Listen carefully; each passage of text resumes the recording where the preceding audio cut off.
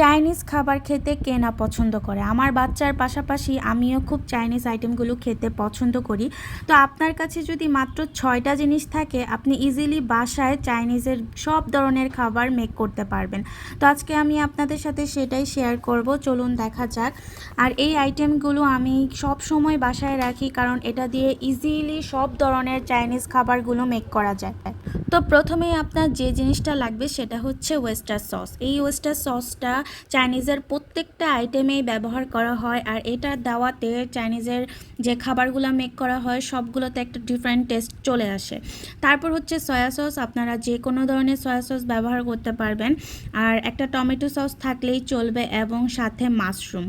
আপনারা এখানে অলিভও কিনতে পারেন, কিন্তু আমি অলিভটা খেতে পছন্দ করি না এবং আমার বাচ্চারাও খেতে পছন্দ করে না, তাই আমি অলিভটা রাখি না। আমি সবসময় মাশরুমের একটা ক্যান রাখি। অ্যান্ড দেন হচ্ছে চিজ। আপনারা পাস্তা, নুডলস যে কোনো আইটেমে চিজ ব্যবহার করতে পারবেন, এজন্য চিজটাও খুবই দরকার।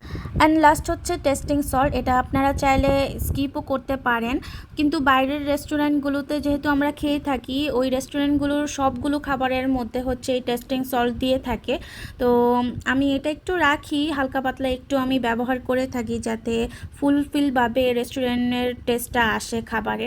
আর বাকি যে খাবারগুলো ছিল, গুঁড়া দুধ এবং হচ্ছে পাস্তা, এগুলো একদমই আমার ঘরের জন্য ছিল। এটা আমার ঘরে লাগতো, তাই আমার কিনে নেওয়া। তাই আপনাদের সাথে যেহেতু আমি এটা শেয়ার করতেছিলাম আর একসাথে আনা হয়েছিল, তাই এটাও শেয়ার করলাম। আর ডালটাও আমার ঘরের প্রয়োজন ছিল, এটা চাইনিজ আইটেমে ব্যবহার হয় না।